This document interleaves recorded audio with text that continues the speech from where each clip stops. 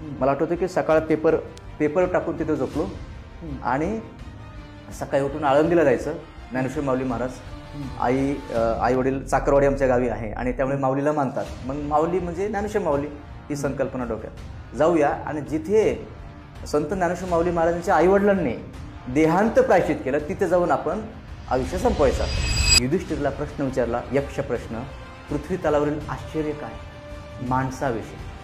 त्यांनी सुंदर उत्तर दिलं, माणूस जगताना असा जगतो मी कधीच मरणार नाही आणि असा मरतो कधीच जगलो नाही. जन्म आणि मृत्यूच्या दरम्यान हे जे जीवन आहे, या जीवनाचं काही लोक माती करतात, काही लोक कचरा करतात, काही लोक सोनं करतात आणि तुमच्यासारखे लोक परीस करतात. सातत्य हे ब्रह्मास्त्र आहे. जेवढे यशस्वी लोक झाले पृथ्वी तलावर त्यांनी सातत्य ठेवलं.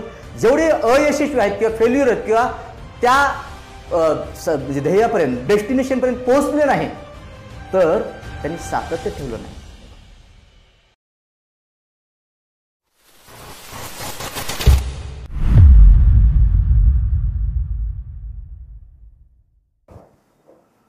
नमस्कार. विजेता कॉर्नर द रिअल हिरो या पॉडकास्टमध्ये तुमच्या सगळ्या व्ह्यूअर्सचं मनापासून स्वागत करतो. आज आपल्याकडे महाराष्ट्रातले सुप्रसिद्ध वक्ते, ज्यांनी लाखो लोकांच्या जीवनामध्ये खूप सारा इफेक्ट टाकलेला आहे, त्यांचं जीवन बदलण्यास मदत केलेली आहे, त्यांना दिशा दिलेली आहे, असे बालाजी जाधव सर आपल्या स्टुडिओमध्ये आज आलेले आहेत. त्यांचं आपण स्वागत करूयात. नमस्कार बालाजी सर. नमस्कार सर. नमस्कार. तुम्ही आलात त्याच्याबद्दल तुमचं मनापासून धन्यवाद.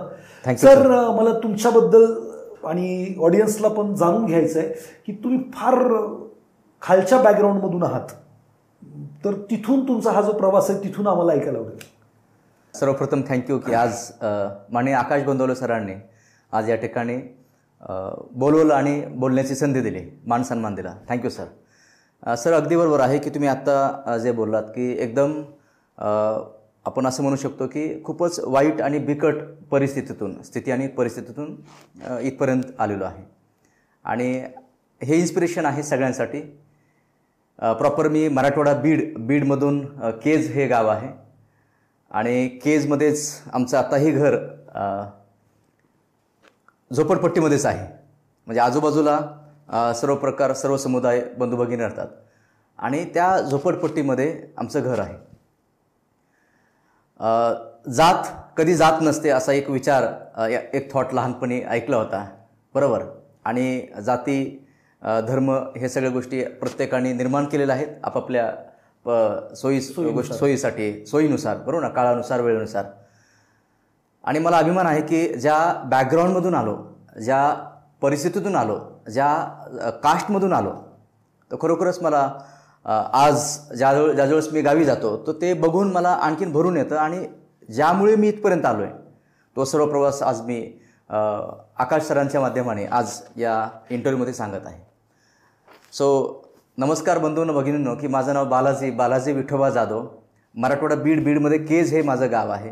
माझं शिक्षण MA BEd English computer diploma course केलेला आहे आणि त्यानंतर म्हणजे पुण्यामध्ये ज्यावेळेस नोकरी मिळाली 2006 आणि तिथून पुढे प्रवास सुरू झाला.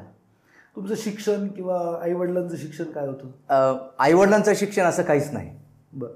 आई म्हणजे अनएज्युकेटेड अडाणी आईवडील आहेत, पण खरोखरच आई हे सगळ्यात मोठं दैवत आहे, विद्यापीठ आहे.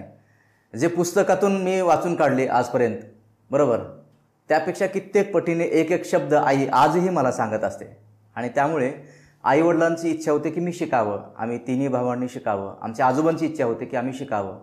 तर आई मला नेहमी सांगत असते की बाळा, ज्यावेळेस आमच्या आजोबांनी शेवटचा श्वास सोडला, म्हणजे शेवटचा श्वास सोडण्याच्या अगोदर आजारपणामध्ये आजोबा नेहमी बोलायचे की सुनबाई, पोरांना शिकव. आणि मग आमच्या कुटुंबामध्ये आईवडिलांनी ऊसतोडी करून, खड्डे खोदून, म्हणजे खूप कष्ट करून शिक्षण दिलं. आणि माझ्या डोक्यात एकच शब्द की मला शिकायचे. काही जरी झालं, माझी फर्स्ट प्रायोरिटी हे शिक्षण होतं.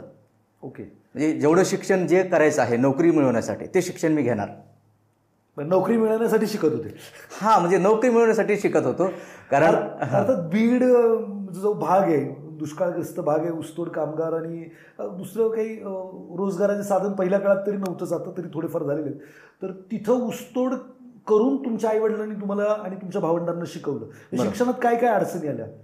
शिक्षण घेत असताना पहिली गोष्ट तर आम्ही ज्यावेळेस लहानपणी पहिली दुसरी किंवा चौथीपर्यंत जे शिक्षण घेत होतो आम्ही एका ठिकाणी राहत नव्हतो. म्हणजे एक स्पेसिफिक फिक्स याच गावामध्ये किंवा या गल्लीमध्ये घर आहे असा प्रकार नव्हता. म्हणजे आम्ही आमचे आईवडील खड्डे खोदायचं काम करायचे. म्हणजे बंधारा बांधणे, तळ्यावरती माती वगैरे टाकणे, तलाव तयार करणे. तर त्यासाठी गावोगावी भटकावं लागत होतं. ऊसतोडी करणे, 6-6 महिने गावोगावी महाराष्ट्र किंवा महाराष्ट्राच्या बाहेर कर्नाटकमध्ये वेगवेगळ्या ठिकाणी जाऊन ऊसतोडी करणे. ही गोष्ट आहे 1989ची, 88-89 त्यावेळेस. म्हणजे मी 6 वर्षाचा असेल, 7 वर्षाचा असेल. तर मग त्यामुळे पुढे जाऊन शिक्षणासाठी शाळेत फक्त 4 महिने पाठवायचे, नंतर चला ऊसतोडीला. शिक्षण हा प्रकार होत नव्हता. आणि मग सांभाळायला कोणी नाही. मग आई वडील ऊसतोडीला गेले तर बरोबर सांभाळायला कोणीच नव्हतं. हा, सगळे म्हणजे सहकुटुंब आम्ही सगळेजण एकत्र जायचो. आणि त्यामुळे एका ठिकाणी राहणं हा प्रकार नव्हता, म्हणून शिक्षण होत नव्हतं. मग 6वीला आल्यानंतर टर्निंग पॉईंट म्हणजे ज्यावेळेस मी 5वीपर्यंत शिक्षण झालं आणि 5वी झाल्यानंतर आमचे आत्ताही धाराशिव या ठिकाणी आमचे काका आहेत, आम्ही त्यांना आदरणीय दादा म्हणतो, बलभीम जाधव. त्यांनी आमच्या आईला सांगितलं की काकू आपल्या पोरांना म्हणजे मुलांना शिकवलं पाहिजे. हे किती दिवस तुम्ही कष्ट करणार. त्यांनी शिक्षण केलं, त्यामुळे त्यांना शिक्षणाचं महत्त्व कळलं आणि मुलांना शिकवा. मग इथे शिक्षण होत नाही तर बाहेर कुठेतरी पाठवा. मग आम्ही बीडला 1994 साली बोर्डिंगमध्ये अर्थातच हॉस्टेलमध्ये तिथे शिक्षण घ्यायला गेलो आणि तिथून पुढचा प्रवास सुरू झाला. बरं, शिक्षणात पैशांची वगैरे अडचण काही? भयानक अडचण होती. म्हणजे 6वीला ज्यावेळेस होतं बीडला हॉस्टेलमध्ये असताना, तर 6वी ते 10वीपर्यंत शिक्षण तिथे तर ॲडमिशन्स आम्हाला जे मिळाले होते ते फ्रीमध्येच होते. एकदम गरीब म्हणजे आनंद छात्रालय नाव होतं, पण आम्ही सगळे दुःखीच होतो तिथे. आणि त्या ठिकाणी भयानक परिस्थिती बिकट होती. म्हणजे घरचीही बिकट होती आणि तिथेही आम्ही आर्थिक अडचणीतच दिवस काढले. 10वी झाल्यानंतर तिथून पुढचं जे शिक्षण आहे तर आईवडील आणि मोठे बंधुराज, लहान बंधुराज, म्हणजे आमच्या घरामध्ये कुणीतरी शिकावं. म्हणजे मोठ्या भावाने शिक्षण सोडलं, लहान भावाने शिक्षण सोडलं, कारण एकाला सगळ्याला शिकता येणार नाही. लहान बहिणीने तर शिकवलंच नाही. बरं, आताही ती दुःख व्यक्त करते की दादा मला शिक म्हणजे वाचता जरी आलं असतं तर बरं झालं असतं. तर कोणाला तरी एकाला शिकावं लागेल. आणि मग माझी ऊसतोडी बंद झाली, तळ्यावरची कामं, तलावरची कामं माझी बंद झाली आणि मला शिकवू लागले. मोठे बंधुराज सगळ्यांनी काम करून तुम्हाला शिकवलं? हां, सगळ्यांनी काम करून मला जे काही पुस्तकासाठी खर्च लागतील किंवा कपड्यांसाठी खर्च म्हणजे पैसे लागतील, तर त्यानुसार मग ते 10वीपर्यंत शिक्षण झालं. आणि 10वी नंतर पुढे 11वी 12वी मला कळू लागलं की माझ्या शिक्षणासाठी घरून पैसे जे काही म्हणजे रुपयामध्येच ते पैसे होते त्यावेळेस. तर मी स्वतः मग 11वी आणि 12वी ठरवलं की आता इथून पुढे आईवडिला पण 1 रुपया घ्यायचा नाही, म्हणजे काम करायचं. आणि मग मी बीडमध्ये पहिल्यांदा म्हणजे एका हॉटेलमध्ये, म्हणजे बिअर बारमध्ये हॉटेलमध्ये 11वीला असताना वेटर म्हणून काम करू लागलो. मग ते वेटरमधून काम करत असताना डायरेक्ट वेटर म्हणून प्रमोशन नाही मिळालं, पण फरशी पुसायचं काम करायचं. लोक यायचे, झाडू मारणे, पोछा मारणे, फरशी पुसणे, ग्लासेस धुणे, हे काम करू लागलो. 600 रुपये पगार होता. आणि दररोज कधीची गोष्ट? 1999ची गोष्ट आहे. बरं, हां. आणि मग 1 वर्ष काम केलं. कॉलेज मी जातच नव्हतो, कॉलेजला कधीतरी जायचो आणि मग कॉलेज कधी कधी करायचो आणि मग दिवसभर हे काम करायचो. म्हणजे सकाळी 12 ते संध्याकाळी 12पर्यंत हे काम होतं आणि कॉलेज 2-3 तास सेशन्स करायचो आणि परत मग कामाला यायचो. आणि मग ते पैसे वाचून वाचून वर्षभर 11वीला असताना 12वीला वर्षभर काम केलं. पण 6 महिन्यानंतर माझं प्रमोशन झालं, वेटर झालो. म्हणजे हॉटेलमध्ये जे काही दारूची नावं असतील किंवा मग समजा भाज्यांची नावं असतील, ते मला खूप आनंद झाला. अरे वा, पगार पण वाढला 100-200 रुपये. आणि 2 वर्ष 11वी 12वी 2 वर्ष मी संध्याकाळी जेवण करत नव्हतो. का तर जेवण नाही केलं तर आमचे मालक म्हणायचे तुम्ही जर जेवण नाही केलं तर तुम्हाला संध्याकाळचे 10 रुपये मिळणार.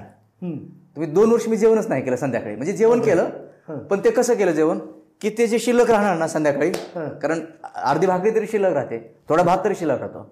आणि मग हे आमच्या हॉटेलमधील वस्तातला त्यांना कळायचं की हा बाळू नावाचा मुलगा की पैसे वाचवण्यासाठी संध्याकाळचं जेवण करत नाही. म्हणजे दिवसाचे 20 रुपये आणि संध्याकाळी 10 रुपये 30 रुपये. आणि परत मग मला टिप वगैरे सर्व्हिस चांगली द्यायचं. मग यातून मी पैसा तो वाचवत पैसा जमा करायचो. 11वी झाली. 12वीला असताना परत मग मी कॉलेज करू लागलो. म्हणजे कॉलेज काही वेळ आणि परत मग काम. आणि मग नंतर म्हटलं की चला आपण कामावर जास्त फोकस करूया, काम जास्त करू लागलो. तर एक दिवस 12वीला 2 महिने वेळ होता फायनल एक्झामला. आणि फरशी पुसत असताना मला शूज दिसले खाली. म्हणलं कोण आहे, बघितल्यावरती तर आमचे मोठे बंधुराज आणि मोठ्या बंधुराजांना हे कुणीतरी सांगितलं होतं की मी जास्त शिक्षणाकडे लक्ष न देता मी कामावर लक्ष देत आहे, काम करत आहे.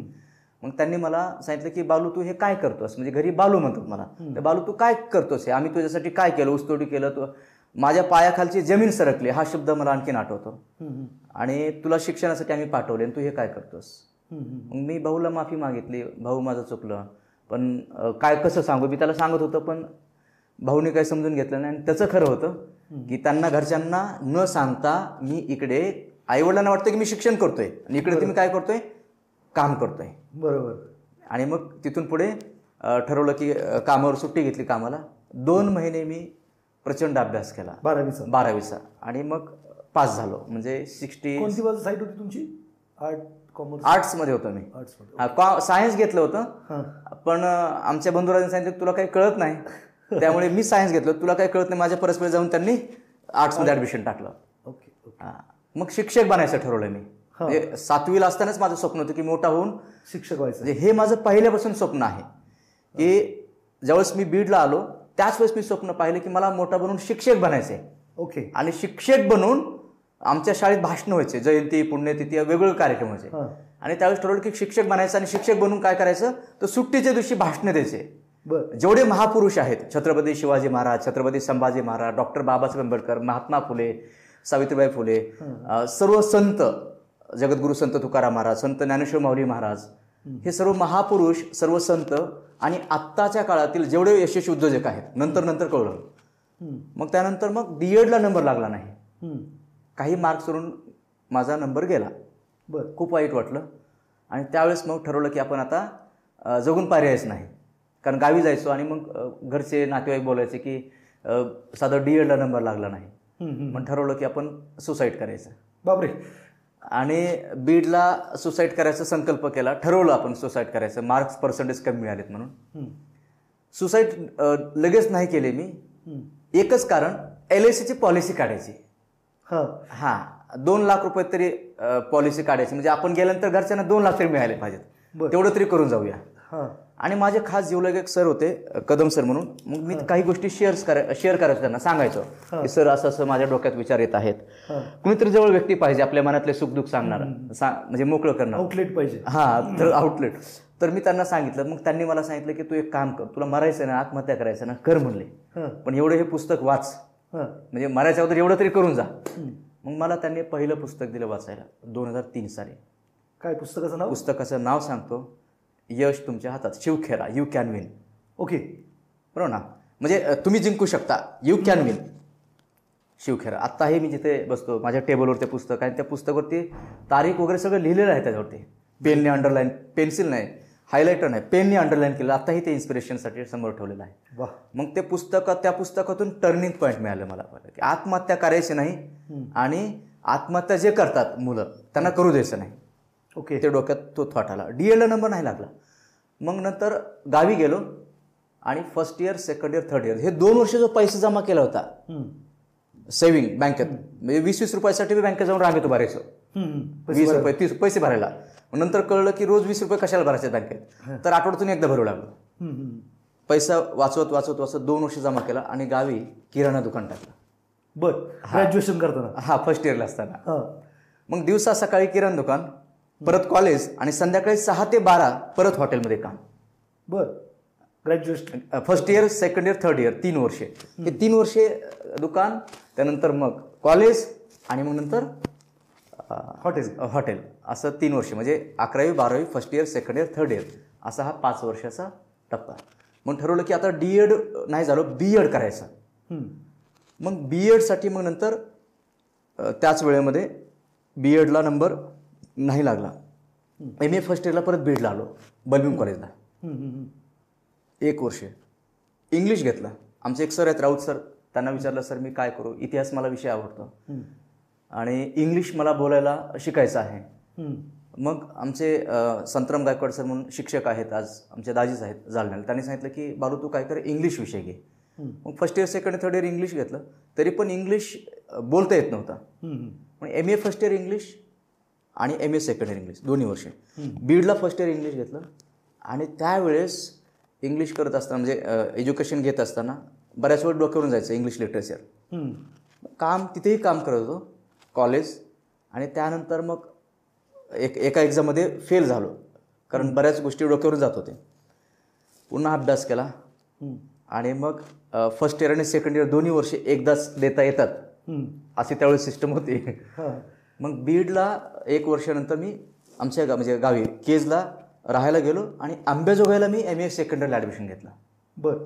फर्स्ट इयर आणि सेकंड इयर दोन्ही वर्षाचा अभ्यास. राज पंके सर म्हणून मराठवाडा शिक्षण मंडळ अंबेजोगाई खूप सुंदर कॉलेज आहे, तर तिथे आम्हाला ते शिकवायचे आणि फर्स्ट इयर सेकंड इयर दोन्ही वर्षाचा अभ्यास केला. बीडला असताना पहिल्यांदा भाषणामध्ये भाग घेतला. बरं. किती सालची गोष्ट आहे? 2003च्या दरम्यानची असेल. ओके. 3-4च्या सुमारास. त्याच्या अगोदर भाषण काही नाही? त्याच्या अगोदर भाषण दिलं होतं पहिल्यांदा 1994 साली बीडला गेल्यानंतर, ज्यावेळेस हॉस्टेलला गेलो. 1 ऑगस्ट 1995 1 ऑगस्ट 1995 7वीला असताना.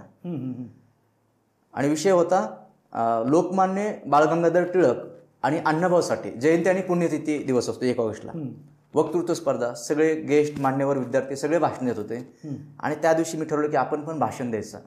लिहून काढलं आजच्या कार्यक्रमाचे अध्यक्ष, प्रमुख पाहुणे, आदरणीय व्यासपीठ आणि सगळे बंधू भगिनी, पूर्ण भाषणच लिहून काढलं. आणि खूप दिवस प्रॅक्टिस केली, 15-20 दिवस. आणि मग सगळ्या विद्यार्थ्यांची भाषणं झाली, माझा नंबर आला, मी गेलो स्टेजवर. मग एवढंच बोललो, आजच्या कार्यक्रमाचे अध्यक्ष, प्रमुख पाहुणे आणि माझ्यासमोर जमा झालेले बंधू आणि भगिनी. पुढचं मला आठवलंच नाही. आणि आपल्या गावाकडे म्हणजे आमच्या गावाकडे खेडेगावात अंगातीने हा प्रकार असतो. अंगात आल्यासारखं सुरू झालं. तळपायापासून डोक्यापर्यंत हातपाय लटलट होते, घामाने चिंब भिजलो होतो, डोळ्यासमोर अंधेरी आली होती, पोटात गोळाने प्रकार, चक्कर येऊन पडतोय की काय असं मला वाटत होतं. आणि तेवढ्यात पाठीमागून एक सर आले आणि त्यांनी खांद्यावर हात ठेवला. ते म्हणले, बाळा तू खूप छान बोलशील, घाबरू नकोस, एक दिवस चांगला बोलशील. आणि एक दिवस तू चांगला बोलशील आणि वाक्य वापरले की स्वामी विवेकानंदासारखा बोलशील. म्हणजे डोक्यात म्हणजे आम्हाला सांगायचं ना, स्वामी विवेकानंद 1893 साली शिकागो, म्हणजे मग विश्व हिंदू परिषद, मग भाषण झालं होतं संपूर्ण जगभर. मग तो थॉट डोक्यात होता. सरांनी तो डोक्यात विचार टाकला की तू एक दिवस स्वामी विवेकानंदासारखा बोलशील. वाह. एकदम डिटेल माहिती नव्हतं मला हे. आज किती लोकांना तुम्ही भाषण कला शिकवली आहे? तुम्हालाच येत नव्हतं, पण आज मला वाटतं महाराष्ट्रातल्या हजारो नेते असतील किंवा खूप सारे लोक असतील ज्यांना तुम्ही वक्तृत्व कला शिकवलेली आहे. तर किती असतील ते साधारणपणे? जवळपास 50 लाख लोकांपर्यंत भाषणं झालेली आहेत. बरोबर. आणि 5000 पेक्षा जास्त म्हणजे मुलापासून मोठ्यापर्यंत वक्ते तयार झालेले आहेत गेल्या 2008 पासून. आणि खास प्रवास प्रशिक्षण प्रोफेशनली करायला ज्यावेळेस सुरुवात केली 2012 पासून. आणि 90 पेक्षा जास्त नगरसेवकांनी ट्रेनिंग घेतलेलं आहे.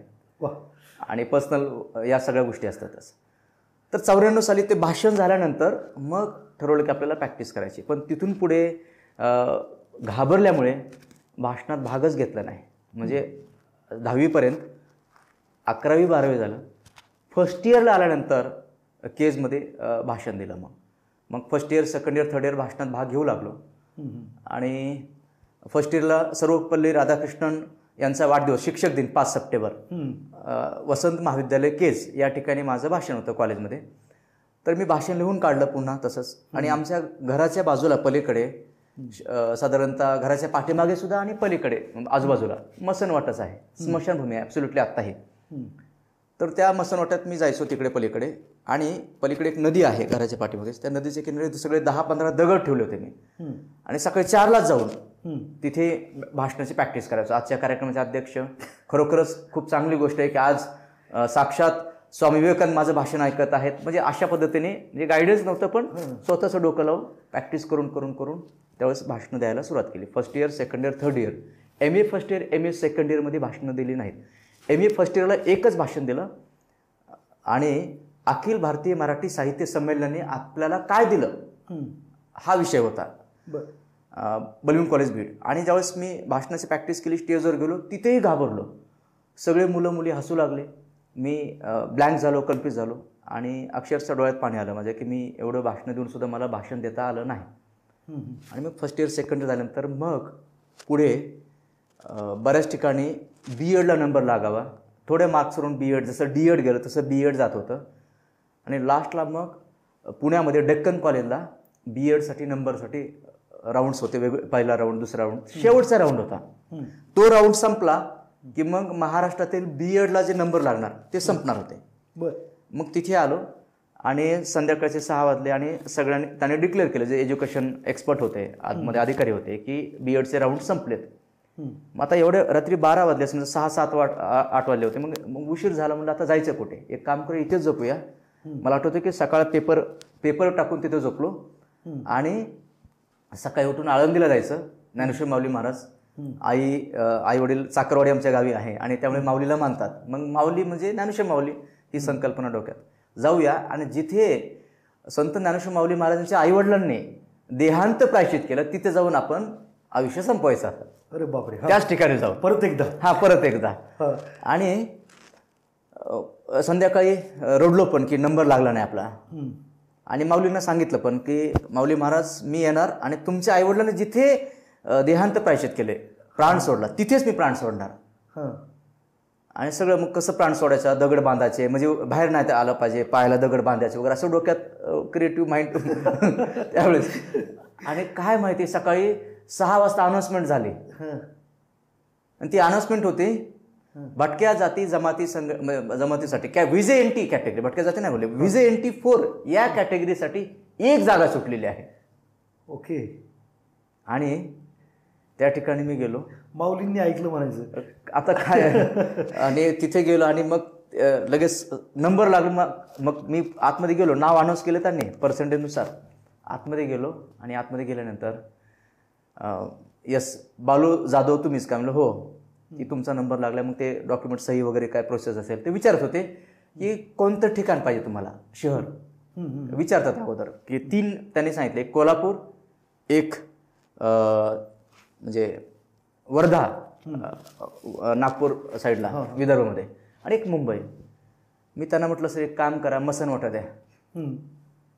ते बोलले हे काय. म्हणलं सर मसनवटा द्या. म्हणलं तुम्हाला जे द्यायचं ते. ते बोलले असं का बोलताय. मी त्यांना म्हटलं सर खूप वैतागलोय, ही आता झालं नसतं तर मी तिकडे प्राण म्हणजे देहत्याग करणार होतो. तुम्हाला जे द्यायचं ते जे द्यायचं ते द्या म्हणलं सर. मग त्यांनी वर्धा स्वावलंबी शिक्षण महाविद्यालय वर्धा या ठिकाणी ते दिलं. आणि मग सांगितलं की तुम्हाला एवढे पैसे भरावे लागेल, 15,000 भरावे लागतील. मग तिथे लगेच मी आमच्या आईला फोन केला, आमच्या दाजींना फोन केला, संतराम गायकवाड यांना. आणि आईकडे पैसे नव्हते. मी संध्याकाळी इथून पोहोचणार होतो, संध्याकाळी 6-7 वाजता गावी जाणार होतो सकाळपर्यंत. आईने रातोरात आमचे मामा आहेत रिटायर मिलिटरीमेंट विलास माने म्हणून धारूरला, त्यांना फोन केले की भाऊ पैसे पाहिजेत. आणि 5 रुपये टक्क्याने 5 रुपये टक्के. हो, 2003 मध्ये महिना 5 रुपये. हा, महिना 5 रुपये. त्यावेळेस ते पैसे 15,000 उचलले. आणि आमचे संतराम गायकवाड जालन्यावरून केजला आले, मी इथून रातोरात. आणि सकाळी आम्ही पोचलो आणि पैसे आणले आईने. आणि ते पैसे घेऊन आमचे दाजी आणि मी नागपूरला गेलो, वर्धाला गेलो. आणि मग कॉलेजमध्ये गेलो. आणि तिथे गेल्यानंतर फॉर्म भरताना त्यांनी सांगितलं की तुम्हाला 15,000 नाही भरायचे, फक्त 1,500 भरायचे. आणि मग ते सगळे पैसे आमच्या दाजीकडे बाकीचे 13,500 दिले, 1,500 रूम वगैरे. तो बी एडचा. मग फक्त दाजीने मला एवढं सांगितलं, संतराम बाप्पा, आम्ही बाप्पा म्हणतो त्यांना, बालू हे तुझ्या जीवनातलं शिक्षणाचं शेवटचं वर्ष आहे, इथून पुढे तू शिक्षण नाही घेणार, शिक्षक होणार तू. एक नसेल तरी भाग घ्यायचा म्हणजे तो प्रत्येक स्पर्धेमध्ये. आणि म्हणलं यस, जमत नसेल तरी. कॉलेजमध्ये जेवढ्या स्पर्धा होते अनाउन्समेंट यायचे की आपल्याकडे डान्सच्या स्पर्धेत कोण डान्स करणार, तर आपला हात वर. येत नसेल तरी योगाच्या स्पर्धेत कोण योगाच्या स्पर्धेत भाग घेणार, हात वर. बरोबर. प्रत्येक स्पर्धेत भाग घेतला आणि प्रत्येक स्पर्धेमध्ये नंबर्स मिळवले. वाह.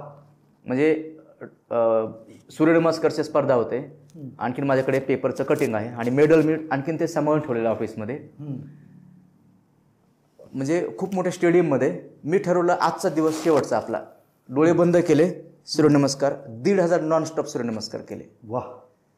आणि ते कोच होते परीक्षक, ते येऊन मला त्यांनी पाठीवरती हात मारला, चिखलाने माखलो होतो पूर्णपणे. ठरवलं होतं पण बेशुद्ध पडेपर्यंत सूर्यनमस्कार करायचे आपण. हां, कमिटमेंट. मग तिथे माझा 2रा नंबर आला त्या ठिकाणी. आणि आमच्या कॉलेजमधल्या मुलींना त्या ठिकाणी बरं कोच कोण बनणार, तर सर आमच्या दाजीने बाप्पाने सांगितलं होतं येत नसेल तर हो म्हणायचं. हो, मलाच योगा माहीत नव्हता. आमच्या प्रिन्सिपलने मॅडमने तिथल्या मला ते सूर्यनमस्कारचा मंत्र दिला, तो पाठ केला मी. आणि कॉलेजमधल्या 3 मुलींनी भाग घेतला. त्यांना तिघींकडून मी तिघींना रोज प्रॅक्टिस करून घेऊन आलो. तिघींचाही पहिला, दुसरा, तिसरा नंबर आला. अरे वा. आणि मग त्यावेळेस मग वक्तृत्व स्पर्धेत कोण भाग घेणार? भाषणाच्या स्पर्धेमध्ये वक्तृत्व स्पर्धा, महाविद्यालयीन स्पर्धा 250 विद्यार्थ्यांनी भाग घेतला. आणि मग भाषणाचा स्पर्धा स्वामी विवेकानंद आणि आजचा तरुण हा विषय होता 2004 साली, 3-4 साली. आणि भाग घेतला. 150 पावणे 200 विद्यार्थ्यांनी भाषणं झाली माझ्या अगोदर. माझा नंबर आला. 5 मिनिट भाषण होतं. 4.5 मिनिट झालं की बेल वाजणार होते.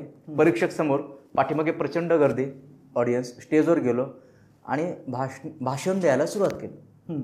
4.5 मिनिट झाले, बेल वाजले आणि मग पुढच्या 30 सेकंदामध्ये मी वाइंड अप केलं, क्लोजिंग ज्याला म्हणतो आपण, किंवा जे टेम्पो असला पाहिजे.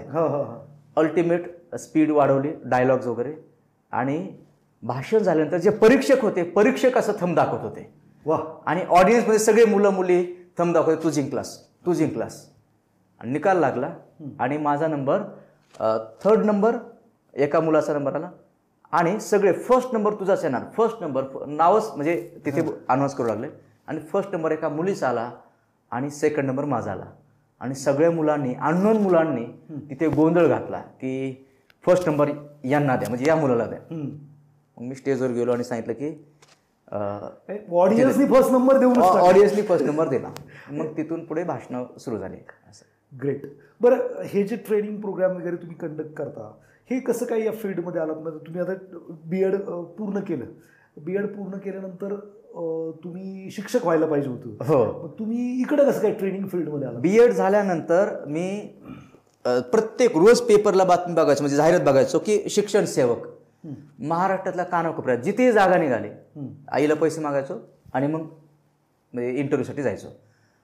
तर ठाण्याला जाऊन आलो, नाशिकला गेलो इंटरव्ह्यूसाठी.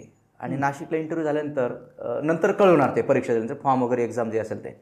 मग चला म्हणलं आपण आळंदीला, जिथून आपला नंबर लागला बीएडला, तिथे एकदा जाऊया. आणि माझे खास मित्र अशोक कापरे, म्हणजे आम्ही first year, second year, third year एकत्रच होतो. पण ते थर्ड इयरला पुण्यात आले, MIT कॉलेज आळंदीला ते जॉब करत होते, कॉम्प्युटर लॅब अटेंडंट म्हणून. आणि मग त्याला फोन केला, अरे बापू, म्हणजे त्याला बापू म्हणतो मी, अशोक, मी पुण्याला आळंदीला यायचं दर्शनला, तू तिथे जॉबला आहेस, मला ये म्हटला. मग इथे आल्यानंतर मी आळंदी आलो, म्हणजे नाशिकवरून. आणि दर्शन घेतलं आणि त्याला म्हटलं, यार खूप स्ट्रेसमध्ये आहे, टेन्शनमध्ये, जॉबच मिळाने गेला, वर्षभर फिरतोय म्हटलं, पण जॉब काय मिळाने गेला, काय करावं कळत नाही. तो म्हणाला, पुण्यामध्ये कॉल सेंटर्स असतात आणि तिथे चांगले पैसे मिळतात. त्यामध्ये 2 प्रकार असतात, डोमेस्टिक आणि इंटरनॅशनल कॉल सेंटर. आणि त्याला काय हे बीएड वगैरे काय म्हणजे शिक्षणच नाही, इंग्लिश बोलता आलं पाहिजे, असं असतं. मग त्यांनी बायोडेटा तयार करून दिला, आम्ही दोघांनी एकत्र बसून. आणि मग इंग्लिशची प्रॅक्टिस केली. कॉल सेंटरचं पुस्तक आणलं, आणखीन माझ्याकडे ते पुस्तक आहे, इंटरव्ह्यू कशी द्यायची. आणि मग इंटरव्ह्यू द्यायला सुरुवात केली. इंटरनॅशनल लेवलला गेल्यानंतर, म्हणजे जे इंटरनॅशनल कॉल सेंटर्स असतात तिथे गेल्यानंतर पहिल्याच इंटरव्ह्यूमध्ये कळलं की आपल्याला तो टोन, तो ॲक्सेंट, तो प्रकार येत नाही आपल्याला. बरोबर. आणि मग डोमेस्टिकमध्ये IBM कॉल सेंटर, म्हणजे याला येरोडा साईडला तिकडे आहे.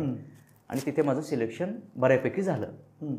पगार होता साधारणतः 8,000 रुपये, म्हणजे असं देणार होतं 8,000. म्हणजे कधीची गोष्ट ही? हे 2006ची गोष्ट, 6च्या एंडला. ओके. मग तिथे गेल्यानंतर त्यांनी रिजेक्ट केलं, सिलेक्शन नाही झालं माझं. मग परत त्याला म्हटलं, जॉब मिळत नाही, जॉब. मग आळंदीला अशोक कापरेच्या मदतीने त्या ठिकाणी पाटील भाऊ म्हणून आहेत, पाटील भाऊ, त्यांनी मला सांगितलं की म्हणजे अशोकने त्याला सांगितलं की याला जॉब पाहिजे. मी त्याला म्हटलं, आता कोणतेही जॉब मिळू द्या. ॲब्सोल्युटली सर, पुण्यामध्ये 21 इंटरव्ह्यूज दिले मी, पास काढायचो मी.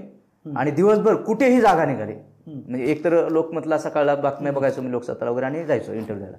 21 इंटरव्ह्यू. 20व्या इंटरव्ह्यूमध्ये मी समोरच्या मॅडमला विचारलं, माझं काय चुकतं हेच कळत नाही मला का सिलेक्ट करत नाही. I have done MA and BEd in English literature हे वाक्य लिहून पाठ केलं होतं. आणि मग नंतर कळलं, काही इंटरव्ह्यू नंतर MA BEd सांगायचं बंद केलं, कारण माझीच मला लाज वाटायला लागली. मी सांगायचं, I am a graduate, tell me something about your self. तुम्ही सांगायचं, आय एम अ ग्रॅज्युएट, एवढंच सांगायचं. आणि मग नळ स्टॉपला एका मॅडमला विचारलं की माझं सिलेक्शनच होत नाही मॅडम, तुमच्याकडे मला ऑफिस बॉयची नोकरी द्या, कारण आत्ताच माझं लग्न झालंय आणि मिसेसला पुण्यात आणायचंय, जे पगार द्याल ते आणि जे काम सांगाल ते, पण मला नोकरी द्या. ते म्हणाले, आणि मला सांगा काय चुकतंय माझं. त्यांनी मला सांगितलं की तुम्हाला 3 गोष्टीवर काम करायचं आहे. 3 गोष्टी कोणत्या?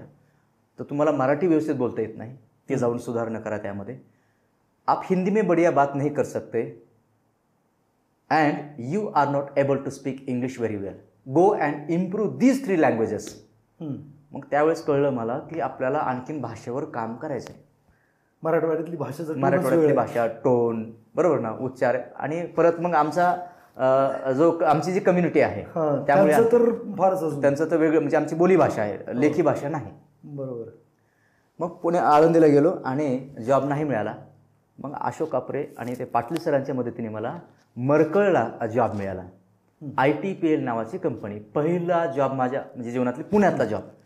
इनोलेट टेक्नॉलॉजी प्रायव्हेट लिमिटेड आणि कॉम्प्युटर ऑपरेटर. ITI झालेला व्यक्ती, त्याच्या अंडर मी MA BEd graduation, MA BEd post graduate व्यक्ती. पण तिथे मी सांगितलं MA BEd फक्त ग्रॅज्युएशन. त्यांना पगार 2.5 लाख, मला पगार 3,000. बरं. आणि गोंधळ चालायचा डोक्यात की 10वी शिक्षण या व्यक्तीचं, ITI झालेला, आणि यांना 2.5 लाख पगार, आणि आपण एवढं शिक्षण घेतलं 20 वर्ष, MA BEd 6 महिन्याचा कॉम्प्युटरचा कोर्स केलेला आहे, तर आपल्याला पगार फक्त 3,000.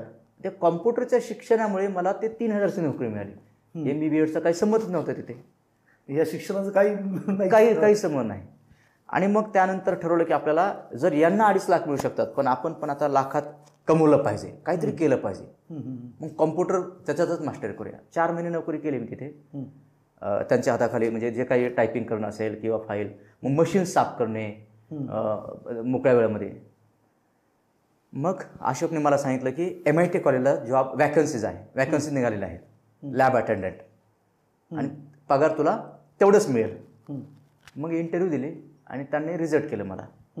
जोसेफ सर असं काहीतरी नाव, प्रिन्सिपल. मी त्यांना जाऊन हात जोडले, त्यांना म्हणलं sir please give me 1 opportunity. I will prove myself, I will prove myself, I will give my 100%. बरं, हे 3 वाक्य लिहून काढून गोकम पट्टे करून पाठ केलेले. MA BEd इंग्लिश पुस्तक घेऊन शिकवता येतं, बरोबर. शिकवणं, teaching is different and speaking is different. Exactly. बरोबर ना. शिकवणं, पुस्तक घेऊन तर शिकवायचं, घरी तयारी करायची, पण ऑन द स्पॉट बोलता आलं पाहिजे ना. एक्झॅक्टली. आणि मग मला कळलं की अरे आपल्याला शिकवता येतं, बरोबर. आणि मधल्या दरम्यान ADCला मी ज्युनियर लेक्चरर झालो होतो. 2-3 दिवस, काही दिवस मी शिकवलं होतं. आणि तिथे डोनेशन माहितल्यानंतर मी ठरवलं की नाही, डोनेशन पैसे भरून नोकरी नाही करायची. पुण्यात आल्यानंतर मग ते इथे नोकरी मला जोसेफ सरांनी ऑपॉर्च्युनिटी दिली. Computer lab attendant, MIT college Alandi. मुलं येणार, इंजिनिअरिंगची मुलं, प्रेझेंटी घ्यायची त्यांची, आणि ते काय करतात ते बघायचं फक्त. कॉम्प्युटर खराब झाला तर हार्डवेअर नेटवर्किंग तिथं शिकलो, सॉफ्टवेअर काही गोष्टी शिकत होतो, आणि ठरवलं की आपल्याला इथंच काम करायचं. पण त्या ठिकाणी सगळ्यात सिनियर व्यक्ती त्या कॉलेजमध्ये, त्यांना होता पगार 70,000 आणि डोक्यावरची केस गेले होते. मी विचार केला इथपर्यंत पोहोचायला आपल्याला राहणार नाहीत केस, लाखात तर लांबच. आणि मग तिथे 6 महिने मी काम केलं. आणि 6 महिने, तुम्ही जो प्रश्न विचारला की या फील्डमध्ये कसं, 6 महिन्यानंतर 8 महिन्यानंतर ठरवलं होतं बरेच वर्ष तिथं काम करायचं. बालगंधर्वला मी प्रोग्राम बघायला गेलो एक, आणि नाव पेपरला होतं विजेता होणारच. हे विजेता होणारच, आपल्याला विजेता व्हायचंय, विजेता व्हायचंय. मला वाटलं नाटक, कारण ते सगळ्यात सकाळमध्ये आतमध्ये असतो ना तो नाटक वगैरे, तोच त्याच पेपरला. आणि म्हटलं आपण नाटक वगैरे नाही तर विजेता होणारच. मग त्यात त्यांनी टेस्टिमोनियल्स वगैरे दिले होते, आपण जाऊया. मी, मिसेस आणि आमचे कझिन रामभाऊ जाधव, ते इंडिका चालवायचे, आणि त्याला म्हणलं अरे पिंटू आपल्याला जायचं आहे. मग इंडिकाने आम्ही गेलो 3 जण. 9 ते 12 शो होता, 100 रुपये काहीतरी तिकीट असेल. प्रोग्राम झाला, सरांसोबत उमेश कणकुलेकर सरांसोबत फोटो काढायला, लोक ऑटोग्राफ घ्यायला, मी फक्त बघत होतो. आणि तिथे एक स्टोरी मी बघितली होती मॉन्टी रॉबर्ट्सची. ती स्टोरी सर सांगत होते, तर मी असं ढसाढसा रडत होतो तिथं. लास्टला मागे बसलो होतो. यस, मला जे 94 साली माझं स्वप्न होतं की मला शिक्षक बनायचं आहे आणि व्याख्याता बनायचे, जगभर जायचे, तर हे असं आहे का, हे आहे ते. तिथून एक इन्स्पिरेशन मिळालं. आणि प्रोग्राम झाल्यानंतर मी शेवटपर्यंत थांबलो. सगळे लोक गेले, पण मी थांबलो लांब. त्यांना भेटण्याची म्हणजे इच्छा होती की भेटावं, पण गर्दीत. मग सगळे लोक गेल्यानंतर मी त्यांना भेटलो, पाया पडलो. सर मला तुमच्यासारखं बनायचं आहे, मी काय करू? मग त्यांनी नंबर दिला, फोन कर, मुंबईला यावं लागेल. म्हटलं सर तुम्ही कुठेही बोलवा सर. मग काही दिवसांनी लगेच मी सरांना फोन केला, सरांनी बोलून घेतलं, मुंबईला गेलो. 5 वाजता मीटिंग सुरू झाली, सकाळी 6ला मीटिंग संपली. अरे बापरे, रात्रीच्या 5ला? संध्याकाळी 5ला मीटिंग सुरू झाली आमच्या दोघांची, सकाळी 6ला संपली मीटिंग. बापरे. आम्ही दोघंच रात्रभर पूर्ण जर्नी, म्हणजे मला काय करायचं. आणि सरांनी त्यांची स्टोरी सांगितली. आणि मग मी त्यांना म्हटलं, सर मी तुमच्यासोबत मला जीवन काढायचं, मला तुमच्यासारखं बनायचं आहे. आणि मग मुंबईला सरांनी त्यांच्याच गाडी घेऊन स्कॉर्पिओमध्ये घेऊन आले. आणि मग त्यांच्या टीमला सगळ्यांना सांगितलं की हा मुलगा आहे, मग तुम्ही सांगाल ती पूर्व दिशा. बरं. हां. मग मी आळंदीला गेलो. आणि मला मग विकास भोईर सर माझे मित्र आहेत, त्यांनी मला फोन केला की सरांनी तुला बोलवलं. मग मी सरांकडे गेलो आळंदीवरून बालेवाडीला. आणि त्यांनी सांगितलं की मग तुला करायचं तर मग बोलता आलं पाहिजे, वक्ता बनायची प्रोसेस. मग बोलता आलं पाहिजे तर भीती गेली पाहिजे. मग पुस्तकं घ्या. मग पुस्तकं मी आळंदीला घरोघरी जाऊन विकू लागलो. मी पुस्तकं तिथून घेतले तर बसमध्येच पुस्तकं विकले. बरं. तिथं जाईपर्यंत. आणि घरोघरी तिथं जाऊन पुस्तकं विकायला सुरुवात केली. मग पुढची स्टेज. कोणते पुस्तकं विकली? उमेश कणकोलीकर सरांची पुस्तकं. स्टार्टिंग तिथूनच झालं, बरोबर ना, पुण्यात. पुस्तकं विकू लागलो घरोघरी. ज्यावेळेस मी घरी जायचो आळंदीला लोकांच्या घरी, काही ताई भांडे घासायचे, मी सांगायचो ताई आपल्या घरात मुलं आहेत का? हो. तर बघा हे हुशार होणारं पुस्तक आहे, विजेता होणारं पुस्तक. म्हणजे दादा तू विजेता झालास का? म्हणजे पुस्तक विकतोस तो, बरोबर बरोबर. मग ते सांगायचे. मग ते पुस्तकं विकायला सुरुवात केली. आणि त्यानंतर मग पुढची स्टेप म्हणजे बालगंधर्व या ठिकाणी सकाळी 9 ते संध्याकाळी 9 असे 9 महिने उभं राहिलो पुस्तकं विकण्यासाठी.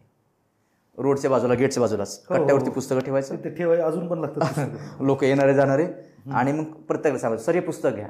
मग लोक बोलायचे की काय शिक्षण झालं दादा तुझं? मी सांगायचो MA BEd. आणि तू हे करतोस का? मी त्यांना सांगायचो कॉन्फिडन्स वाटतो याच्याने, कम्युनिकेशन स्किल डेव्हलप होतं, बरोबर. पुस्तकं घरोघरी गेली पाहिजे, पुस्तकं वाचली पाहिजेत, हे सर आम्हाला नेहमी सांगायचे. आणि तो मेसेज आपल्याला द्यायचा, घराघरात पुस्तक गेलं पाहिजे, प्रत्येकाने पुस्तकं वाचली पाहिजे, घराघरात लायब्ररी पाहिजे. मग हे डोक्यात भिनलं होतं.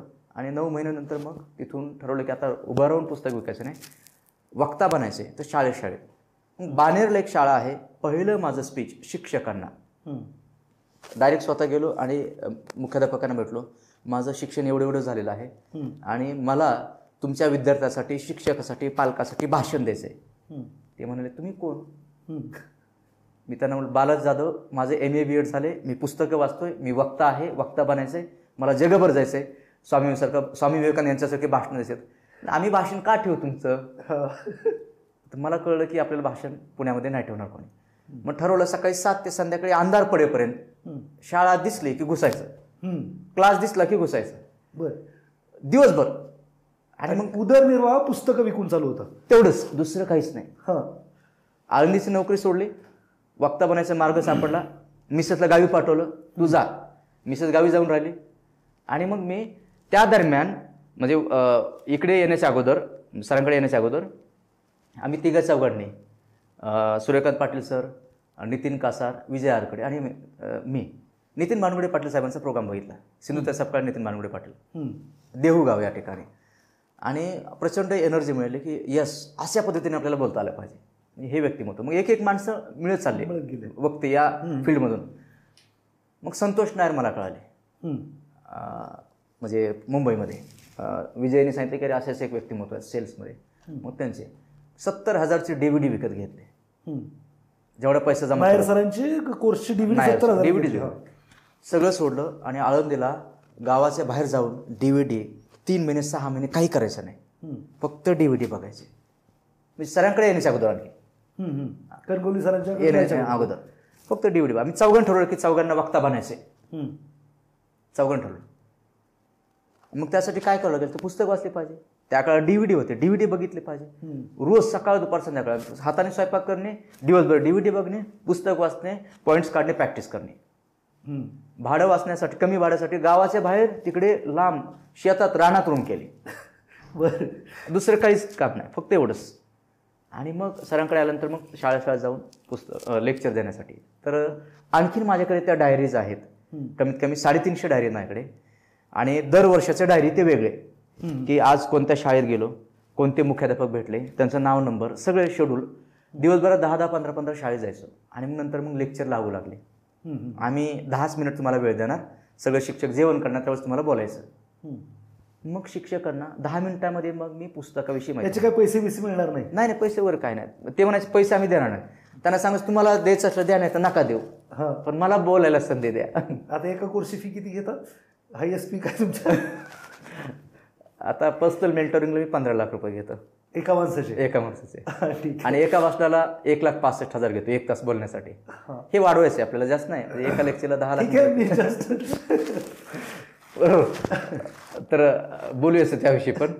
तर मग ते शाळेत मग मला ते लेक्चर पैसे देत नव्हते, नारळ द्यायचे, सन्मान, शाल श्रीफळ, नारळ द्यायचे. मी बाहेर यायचो, आजूबाजूला बघायचो, कोणी दिसलं नाही की रोडच्या बाजूला बसून नारळ फोडायचो, तो अख्खा नारळ खायचो. अख्खं नारळ खायचो.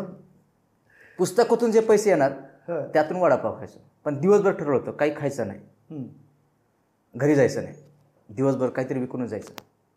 मग सकाळी 7 ते संध्याकाळी 7 अंधारपर्यंत. मला आठवतं की वारजे मावडीला दिवसभर लेक्चर नाही लागले, कोणत्या शाळेत जायचो तर आतमध्ये गेलो तर बघितलं तर सगळे काच असतात ना, हे असे मोठमोठे काच, ते काचाचा कारखाना होता. मी त्यांना म्हटलं की माझं लेक्चर कशाला आलात? ते लेक्चर आतमध्ये ऑफिसमध्ये आणि पलीकडे. ते म्हणजे इकडे या म्हणजे लेक्चर तुम्हाला ठेवायचं ना, ते सगळे कामगार आहेत. मी त्यांना म्हटलं क्लासेस. ते म्हणजे क्लासेस नाही, बाहेर जाऊन बघा ग्लासेस आहेत. ते ग्लासेस असा शब्द होता, मला वाटलं क्लासेसच आहेत. आतमध्ये घुसलो होतो. तर असं लेक्चर्स होत होत होत 1 लेक्चर 2 लेक्चर 3 लेक्चर, आत्ता 7,000 भाषणं झाले महाराष्ट्र, भारत आणि भारताच्या बाहेर. आणि स्वप्न आहे की पुढच्या 10 वर्षात 100 देशात जायचं स्वप्न आहे, संकल्प आहे. आत्तापर्यंत 50 लाख लोकांपर्यंत प्रवास झाला. लेक्चर्स 20 लोकांपासून 200पासून 2000 पर्यंत. आणि गोपीनाथराव मुंडे अकॅडमीच्या वतीने विष्णू घुगे सरांनी माझा प्रोग्राम ठेवला होता. जायभाई सर, फुंदे सर या सगळ्यांच्या माध्यमाने, कैलास घुगे सर, परळीला 10 फेब्रुवारी 2020. आणि जवळपास तिथे 18 ते 20,000 लोक होते. स्पीच झालं आणि स्पीच चालू असताना, भाषण चालू असताना पंकजाताई स्टेजवर आले आणि सगळे विद्यार्थी आणि सगळे टाळे वाजवत होते. आणि साहजिकच माझं स्पीच थांबणं गरजेचं होतं, कारण मान्यवर आलेलं आहेत. आणि मग मी स्पीच थांबवलं. अँकरनी पण सांगितलं की स्पीच, आणि थांबवलं. आणि थांबवण्याच्या अगोदर मी एक डायलॉग बोललो डॉक्टर APJ अब्दुल कलाम सरांचा, स्वप्न पहा स्वप्न पहा, बरोबर. आणि मी थांबलो. आणि ताईसाठी एकदा सगळ्यांनी जोरदार टाळ्या वाजवल्या. आणि तो डायलॉग आणि ते स्पीच, तर ताई म्हणाले की बोलू द्या थोडं, अँकर सांग बोलू द्या थोडं. मी माझं कंटिन्यू केलं आणि मग माझं स्पीच थोडं थांबवलं. ताई स्टेजवर आले आणि त्यांनी माझ्या कानात बोलले की तुम्ही खूप छान बोलतात. ही प्रतिक्रिया, बरोबर ना. मग असं एक एक एक करत मग गेल्या वर्षी मला पहिली अपॉर्च्युनिटी मिळाली. एक डायरेक्ट सेलिंग इंडस्ट्री आहे DXN म्हणून, तर त्यांच्या वतीने आग्रा या ठिकाणी मला कंपनीच्या वतीने सांगितलं की आपको आग्रा में जाना है और वहाँ पे प्रोग्राम करना है, स्पीच देना है. मी त्यांना म्हटलं की महाराष्ट्रात मराठीत बोलतोय, हिंदीत बोलतोय, इथले तर ठीक आहे आपल्या गावाकडची हिंदी, बरोबर ना. इंग्लिश पण बोलतोय, आपली मराठी म्हणजे tone, accent, grammatical mistake, it's okay. तिथे बोलायचं. तर मी त्याची प्रॅक्टिस केली आणि तिथे 1-2 वर्षापूर्वी माझं स्पीच झालं. प्रॅक्टिस अप्रतिम केली. त्या एका स्पीचने तिथला जो व्हिडिओ आहे, जे व्हायरल झाले सगळीकडे, नॉर्थ इंडियामध्ये सगळीकडे ऑलमोस्ट प्रोग्राम झाले. मग बिहारला झाला 5,000 लोकांसाठी, तो इंस्टाला पण व्हिडिओ अपलोड केलेला आहे. असे कंटिन्यू आता आता एवढे फोन येतात की तारखा, म्हणजे भाषण, व्याख्यान आणि भाषण, कोणताही विषय द्या, you can give me any topic, कोणताही विषय द्या, फक्त 1 दिवस 4 दिवस 8 दिवस अगोदर वेळ म्हणजे विषय, आणि त्याची तयारी करतो. म्हणजे मग त्यासाठी पुस्तक, म्हणजे आता 42 रनिंग आहे, 60व्या वर्षी मला कोणत्या विषयावर भाषण द्यायचं त्यासाठी पुस्तकं आणून ठेवलेली आहेत. 7,000 पुस्तकं जमा केली, आणखीन 5,000-6,000 पुस्तकं जमा करायची, हजारो पुस्तकं वाचले. आता आठवड्याला 1-2 पुस्तक वाचतो. टार्गेट आहे, संकल्प आहे की दिवसाला मला 1 पुस्तक वाचायचं आहे रोज. म्हणजे सकाळी 3 ते रात्री 10 पर्यंत काम करायचं, 11 पर्यंत काम करायचं, कामच करायचं आहे, बरोबर. म्हणजे हे सगळ्यात सेल्फ मोटिवेशन आहे, म्हणजे ज्या परिस्थितीतून आलो. मग 1 भाषण 2 भाषण, आता ही even today itself I practise every day I practise, हर दिन लगातार. आज भी मैं प्रैक्टिस करता हूँ. अगर मुझे अपॉर्चुनिटी मिलती है कहीं पे, so definitely I practice. If I am getting opportunity to speak in front of uncountable people into English language, so I practice. So definitely I am going more than 100 countries to inspire people to create success stories, to create speakers and leaders. And that's why every day I am going on next level. Automatically I am getting calls and opportunities. And there are many people who are supporting me. So यामध्ये सगळ्यात महत्त्वाचं आहे आईवडिलांचा आशीर्वाद, ज्यांच्यामुळे मी आहे. आईवडील हे दैवत आहे. आणि दररोज मी अक्काला फोन करतो, अक्का तुला जिवंत राहायचं आहे, बाप्पा तुम्हाला जिवंत राहायचं आहे. मी सकाळी 3ला उठतो तर मी ब्रह्मांडाला सांगतो की आईवडील जिवंत राहावेत 20 वर्ष तरी किमान आणखीन. बरोबर. आणि म्हणजे हे जे सक्सेस आहे, म्हणजे गेल्या वर्षी माझं स्पीच झालं, धनंजय मुंडे साहेब स्टेजवर होते, 2,500 विद्यार्थी होते आणि माझं 1.25 तासाचं स्पीच होतं. वडील स्टेजवर आले आणि वडील रडले. म्हणजे ही जी पोचपावती आहे आमच्या गावामध्ये. आता जे नगराध्यक्ष आहेत त्यांनी प्रोग्राम ठेवला, मसल क्लासेस होते, महाराष्ट्रातल्या प्रत्येक जिल्ह्यामध्ये प्रोग्राम. बरोबर. दररोज प्रोग्राम्स असतात, शाळा, कॉलेजेस, क्लासेस, कंपनीज. माननीय विश्वास नांगरे पाटील साहेबांना भेटलो. पिंपरी चिंचवडमधील 7 पोलीस स्टेशनचे 170 पोलीस बांधवांना. बरोबर. त्यांनाही स्ट्रेस असतो, त्यांना हेल्थचे चॅलेंजेस असतात. बरोबर. भायखळा ऑर्थो रोड जेल त्या ठिकाणी तेथील कैद्यांसाठी प्रोग्रामचं प्लॅनिंग होतं. मग ऑन द स्पॉट तिथे पोलिसांना प्रोग्राम झाला, 170 पोलीस. बरोबर. पाटील सर त्यांची मुलं आपल्याकडे होते. तर असे प्रोग्राम्स करत करत करत भाषण कोणत्याही विषय द्या आणि मग नंतर मग ट्रेनिंग. स्पीच इज डिफरंट, भाषण हे वेगळं आहे, व्याख्यान भाषण. ट्रेनिंग हे म्हणजे कॉन्टेंट, त्यांना जो विषय हवा आहे, ज्या विषयासाठी लोक पैसे भरून वेळ काढून आलेत, तर त्यांना न्याय देता आला पाहिजे. म्हणून अंतःकरणातून कळकळीने तळमळीची आहे, पोटतिडकीतून इच्छा आहे की जे लोक आपल्यावर विश्वास ठेवून आपल्याकडे येतात, ज्या अपेक्षाने, त्यांना 10x मिळालं पाहिजे. म्हणजे कुणी कोणामध्ये बदल घडू शकत नाही, कुणी कोणाच्या जीवनाचा उद्धार उत्कर्ष करू शकत नाही. बरोबर. म्हणजे मी कितीही व्यायाम केला तर मी माझ्यासाठी फिटनेस होते, माझ्या मिसेसला, पत्नीला किंवा आई वडिलांना, मित्र नातेवाईकांना नाही होणार. मी कितीही पुस्तक वाचले तर माझ्या बुद्धीचा विकास होणार आहे, ते विजडम माझ्यामध्ये येणार आहे. बरोबर. मग ते आमच्याकडे सहभागी प्रशिक्षणार्थी जे आहेत त्यांना ते सांगतो. म्हणजे आजही मी एक विद्यार्थी म्हणून जीवन जगतोय, आजही पुस्तक वाचतोय, 124 कोर्सेस केले, लाखो रुपये गुंतवणूक केले, सर्टिफाईड NLP प्रॅक्टिशनर, सर्टिफाईड ग्राफॉलॉजिस्ट. बरोबर. म्हणजे वेगवेगळे सर्टिफिकेशन्स आत्ताही चालू आहेत आणि शेवटपर्यंत कोर्सेस करायचे आहेत. बरोबर. पुस्तक वाचायचे, तुमचे कोर्सेस केले. बरोबर ना. Financial literacy. कारण आम्ही वक्ता घडवतोय. आज 7,000 विद्यार्थ्यांना घडवलं, आज 20-20 हजार लोकांसमोर, लाख लोकांसमोर बोलायचं स्वप्न आहे. बरोबर. बोलणार पण, जगभर जाणार. पण प्रत्येकजण एका क्षेत्रात एक्सपर्ट असतो, मास्टर असतात. जसं तुम्ही, आम्ही तुमची स्टोरी सांगतो, यू आर रिअल इन्स्पिरेशन आणि रिअल हिरो तुम्ही आहात. गावाकडे येऊन तुम्ही जे आज एम्पायर उभं केलं, मग आम्ही लोकांना सांगतो की बरोबर ना, तुमच्याकडून आम्हाला धडे मिळाले. तर अशा पद्धतीने कंटिन्यू पुस्तकं वाचणे, कोर्सेस करणे. मग 200 लोकांच्या मुलाखती घेतल्या. बरं. हां, फक्त आणखीन अपलोड केले नाहीत, पण मुलाखती घेतले. जेवढे यशस्वी लोक आहेत यादीच केलेले आहे. म्हणजे हिंदू हृदय सम्राट बाळासाहेब ठाकरे यांच्यापासून, गोपीनाथराव मुंडे साहेब यांच्यापासून, विलासराव देशमुख यांच्यापासून ते आत्तापर्यंत, आत्ता जे हयात आहेत पॉलिटिकल लीडर सगळ्यांची नावं लिहून काढले की यांना आपल्याला भेटायचं आहे. म्हणजे बिल गेट्सपर्यंत नावं लिहून काढले. स्वप्न बघायला पैसे द्यावे लागत नाहीत, आपणच शिकवतो, लिहूया ना मग. बरोबर. आणि अनेक मान्यवरांच्या माध्यमाने, मित्र नातेवाईकांच्या माध्यमाने एक लोकांना आम्ही भेटत आहोत. बऱ्याच लोकांना, काही लोकांच्या भेटीगाठी नाही झाले, पण खूप चांगल्या लोकांना भेटतोय आणि त्यांच्यापासून आम्हाला इन्स्पिरेशन मिळत आहे, इनपुट्स मिळत आहेत. सो एकंदरीत असं आहे. आणि आत्ता सकाळी 3ला जे उठतोय ते गेली 4 वर्ष झाले कोरोनापासून. कोरोनाच्या 2 महिन्या अगोदर 10 जानेवारी 2020 हा वाढदिवस. आणि त्या दिवशी ठरवलं की आपल्याला इथून पुढे शेवटपर्यंत 3ला उठायचे, लाईफ टाईमसाठी. स्थिती परिस्थिती कितीही सुखाचा, आनंदाचा उच्चांक असेल तरी 3ला उठायचं, दुःखाचा उच्चांक असेल तरी 3ला उठायचं. संकल्प म्हणजे संकल्प. आणि मग जानेवारी संपला, फेब्रुवारी संपला आणि मार्चमध्ये कोरोना सुरू झाला, 20 मार्चच्या दरम्यान 2020 साली. आणि मग गावी गेलो होतो मी पाडव्याच्या निमित्ताने आणि तिथेच थांबलो 7 महिने. 7 महिन्यामध्ये रोज 15 तास अभ्यास केला. आमच्या घराच्या पाठीमागे आमच्या वडिलांनी शेती आणि बागायती म्हणजे झाडे लावले. तर 7 महिने दररोज सकाळी. मग ऑनलाईन ब्रह्ममुहूर्त काय असतं, मी जे करतोय याचे पैसे मिळतात, अरे वा. मग कोर्स सुरू केला. मग 50 लोक त्यावेळेस चांगल्या लेवलला, आणखीन वाढत गेली ती संख्या. म्हणजे 3M क्लब, 5M क्लब हे सुरू झाले. मग आत्ताही ते चालू आहे. कोणकोणते कोर्सेस आहेत तुमच्याकडे? दररोज सकाळी 3M क्लब चालू आहे. म्हणजे 3ला उठतो. 3M क्लब म्हणजे 3:30ला सुरू होतो. 3 ते 3:30च्या दरम्यान फ्रेश होणे आणि 3:30 ते 4:15 45 मिनिट. तो VIP पर्सनल मेंटरिंग कोचिंगचा प्रोग्राम आहे. बरं. हां, सरसकट सगळ्यांना आपण आता त्यात परमिशन देत नाही. आणि त्या लोकांना आम्ही जागे करतो. बरं. आमचा फोन जातो की सर उठा. म्हणजे आमचे एक पाटील सर आहेत समजा उदाहरणार्थ, तर मी स्वतः उठलो की लगेच सर उठा, झोपायचं नाही, जागावायचं आहे, उठा, झोपेतून जागे व्हा आणि जीवनातून जागे व्हा. एकदाच आयुष्य आहे, सर जागे व्हा सर. असं काहीतरी तू कर गड्या, म्हणजे तुला स्मरणतील पिढ्यानपिढ्या सर उठा लगेच. मग तो बरोबर ना. महाराजांचा फोटो त्यांना सांगितलं घरात लावा, छत्रपती शिवाजी महाराज बघा महाराज तुम्हाला जागे करत आहेत, उठा बरोबर ना, तुम्हाला सांगत आहेत उठा म्हणून, जागे व्हा. म्हणून आम्ही सगळेजण उठून सकाळी 3M क्लब घेतो, नंतर 5M क्लब घेतो आणि नंतर मग मुलांचे कोर्सेस चालू आहेत. 1ली ते 5वीपर्यंत मुलांचा कोर्स आहे लक्ष झेप ज्युनियर. 5वी ते 12वी ग्रॅज्युएशनपर्यंतचा एक कोर्स आहे लक्ष झेप नावाचा, आणि हा मेन कोर्स आहे आमचा लक्ष झेप.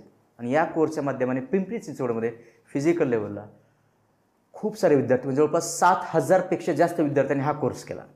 फंटास्टिक. आणि आम्हाला खूप आनंद होतो. सगळ्यात माझा आनंदाचा क्षण तोच असतो ज्यावेळेस मुलांचे आणि पालकांचे फोन कॉल्स येतात की सर थँक्यू बरं का, की आमचा विद्यार्थी आता वैष्णव उगले उदाहरणार्थ जर्मनीला शिक्षण घेत आहे, शिवम आता जर्मनीला जायचं टार्गेट आहे, बरोबर, की असे हजारो विद्यार्थी आहेत. नावं घेऊ तेवढे. शुभम मेदनकर एक सामान्य विद्यार्थी, आता असामान्य अद्वितीय झाला, लेखक झाला, वक्ता झाला, उद्योजक झाला, म्हणजे खूप सारे स्टोरीज, सक्सेस स्टोरीज मुलांचे. मग त्यांचेच पालक सांगू लागले की सर आम्हाला भाषण शिकायचं आहे, तुमच्यासारखं बोलायला शिकायचं आहे. मग वक्ताचा कोर्स. मग बरेच त्यापैकी पालक लक्ष वक्ता महाराष्ट्राचा लक्ष वक्ता नावाने तो कोर्स आहे. मग त्यामध्ये मग काही लोक म्हणतात सर दर रविवारी यायला जमत नाही, दर गुरुवारी यायला जमत नाही, 3 महिने. मग 3 दिवसाचा रेसिडेन्शियल कोर्स.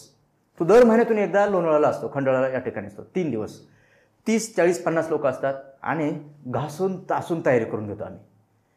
त्यानंतर 3 महिन्यात आम्ही सांगतो 3 महिन्याचा कोर्स आमच्याकडे केला, आम्ही मनी बॅक गॅरंटी देतो की 3 महिन्यानंतर तुम्ही भर चौकात भाषण द्याल. भीती सगळी काय सगळे भीती सगळी निघून जाते. तुम्ही सांगितले 90पेक्षा जास्त नगरसेवकांनी पण हा प्रोग्राम केला. हो 90पेक्षा जास्त नगरसेवकांनी कोर्स केलेला आहे. सगळ्यांची नावं घेता येणार पण बाळासाहेब ओवळ सर आहेत, आमचे मित्रच आहेत, बरोबर, त्यांनी कोर्स केला, मग तिथून मैत्री झाली, बरोबर. त्यानंतर मग दिघेचे विकास डोळे सर आहेत नगरसेवक, यूट्यूबला पण आपण व्हिडिओ इंस्टाला अपलोड केलेला आहे. खूप सारे नगरसेवक आहेत आणि खूप चांगल्या पद्धतीने शिकण्याच्या उद्देशाने की वक्तृत्व असलं पाहिजे, कर्तृत्व आहे, कामगिरी आहे, पण ते मांडताच येत नाही, मग किती दुःख आहे, काही उपयोगच नाही. म्हणून कर्तृत्व आहे तर मांडता आलं पाहिजे. म्हणजे वक्तृत्व, कर्तृत्व, नेतृत्व, मग मिळतं प्रभुत्व, बरोबर. मग आपल्यातला प्रभू बाहेर येतो, आपण सेवा करण्यासाठी आहोत. आणि काही लोकांकडे फक्त वक्तृत्व असतं, कर्तृत्व असतं, पण वक्तृत्व नसतं, प्रभुत्व असतं, बरोबर, नेतृत्व पण असतं, पण वक्तृत्व नसतं. म्हणून वक्तृत्व, कर्तृत्व, नेतृत्व आणि प्रभुत्व. वक्ता दश सहस्रदाता भवती वानवा. वक्त्यांची गरज आहे. इन्स्पायर करण्या घराघरात वक्ता झाला पाहिजे. प्रत्येक व्यक्ती, प्रत्येक कार्यकर्ता, प्रत्येक नेता, प्रत्येक उद्योजक. मग कम्युनिकेशन स्किल्स, संवाद कौशल्य, सहकाडा, वाद राहतो. पती पत्नीमध्ये वाद आहेत, मुलं आणि आईवडिलांमध्ये वाद आहेत, ऑफिसमध्ये सिनियर ज्युनियरमध्ये वाद आहेत, कामगारामध्ये वाद आहेत, लोकांमध्ये वाद आहेत. आणि वाद का आहेत तर संवाद होत नाहीत, कुसंवाद आहे, सुसंवाद नाही. आणि सुसंवाद त्याच वेळेस चांगला होतो जेव्हा सुसंवाद असतो. आणि सुसंवाद आम्ही 3M क्लब 5Mला शिकवतो. एक डिवाइन स्पिरिच्युअल टॉक कसा असला पाहिजे, सेल्फ टॉक असेल तर वॉक आणि रॉक होणार, बरोबर. आणि म्हणून मग आम्ही वक्ता कशा पद्धतीने एका व्यक्तीसमोर, 10 लोकांसमोर, 100 लोकांसमोर, 1000 लोकांसमोर, क्लास लेवलला, मास लेवलला कसं बोलायचं, कसं पटवायचं, कसं पेटवायचं, कसं कटवायचं, खालच्या पट्टीत, मधल्या पट्टीत, वरच्या पट्टीत कसं बोलायचं, language, body language, eye contact, facial expressions, voice modulations, tone, tonality, pitching, या सगळ्या गोष्टी आपण भीती दूर करण्यासाठी अल्टिमेट आम्ही scientifically, psychologically, spiritually 21 formula design केलेत.